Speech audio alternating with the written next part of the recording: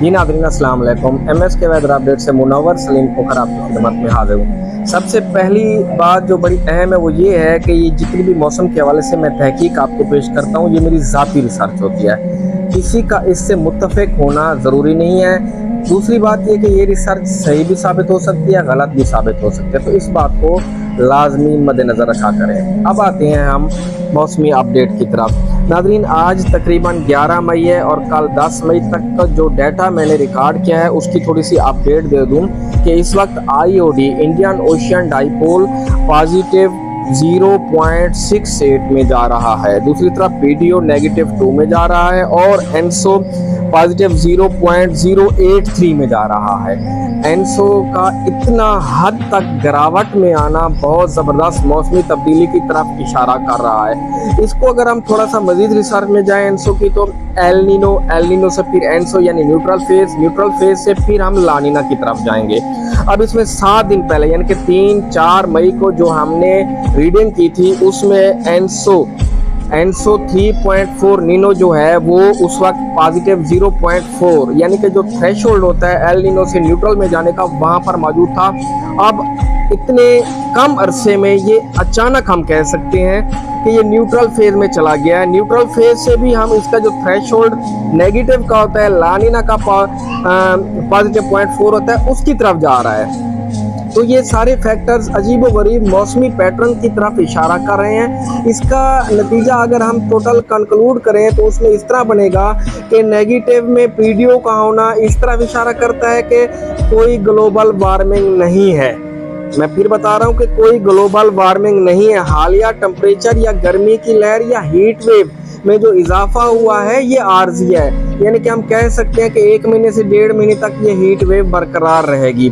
उसके बाद आ जाता है MGO फेज इस वक्त 7 से 8 में जा रहा है, अनकरीब ये 1, 2, 3 में चला जाएगा।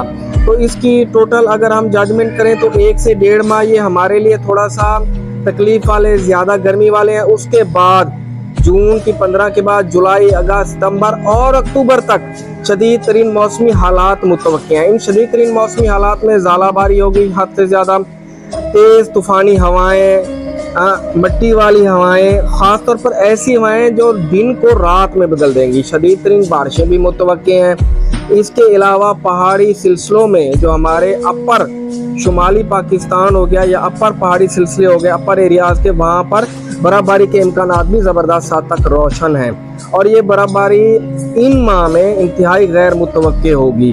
तो ये सारे फैक्टर अगस्त, ख़ास तौर पर जून के बाद जुलाई, अगस्त, सितंबर में शदीद तरीन बारिशों को लेके भी आ सकते हैं। इसमें इस तरह भी हम कह सकते हैं कि मुल्क में सैलाबी सूरत-ए-हाल भी मुतवक्की होगी। और याद रहे ये सारी बातें, ये सारी रिसर्च 8 से 2 माह पहले भी मैं कर चुका हूँ और आपके सामने पेश कर चुका हूँ और ऑन दी रिकॉर्ड है MS के वेदर अपडेट्स के मुख्तलिफ जो हमारे जो है ना आपकी तरफ मालूमात लेके आने वाले जो हमारे पेजेस हैं या व्हाट्सएप ग्रुप्स हैं, वहाँ पर ये मालूमात पहले से मौजूद है और पहले पेशेंट की सूरत में आपको दी जा चुकी है।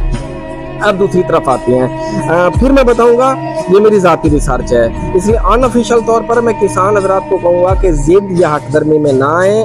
आगे आने वाले तकरीबन 1 माह के बाद या 1.5 माह के बाद मौसमी हालात को मद्देनज़र रखकर फसलें काश्त करें। मैं फिर कह रहा हूँ, आगे आने वाले हालात को मद्देनज़र रखकर फसलें काश्त करें। इसके अलावा सोलर प्लेट यूज़र्स भी इस हवाले से मोहतात रहें। और दूसरी और आखिरी बात मैं ये करूँगा कि नई जो है ना हर 15 या 20 दिन बाद आलमी महरीन जो मौसमियात के और मुख्तलिफ वेदर एजेंसीज इन फिगर्स में अगर कोई तब्दीली हो तो उसकी अपडेट देती हैं। तो नई जो है ना ये महरीन की तरफ से नए फिगर्स 15 मई के बाद आने हैं। तो 15 मई के बाद इंशाल्लाह उन नए फिगर्स को अगर कोई तब्दीली हुई तो उन पर अपडेट तैयार करके मैं पेश करूंगा। लेकिन अहम बात, पिछले 3 माह से ये फिगर जिस तरह पेशन गोई दी जा रही है उसी तरह ही जा रहे हैं। तो इसलिए कह सकते हैं कि ये पेशन गोई बरकरार है। जून, जुलाई, अगस्त, 15 जून के बाद जुलाई, अगस्त, सितंबर, अक्टूबर तक बारिशों की शदीद मौसमी हालात की पेशन गोई बरकरार है। इसमें अगर कोई फ़र्क आया भी सही तो 19-20 का फ़र्क आएगा। तो इसको मैं समअप करूँगा। सबसे अहम बात, बेशक सबसे बेहतर इल्म तो अल्लाह पाक के पास ही है। बाकी यह है कि किसान हज़रात, हमारे मौसमियात के शौकीन भाई, मेंबर्स, इस पेशन गोई को मद्देनजर रखकर अपने आने वाले जो वक्त है उसके मुताबिक तैयारी रखें। शुक्रिया। अल्लाह हाफिज़। पाकिस्तान जिंदाबाद।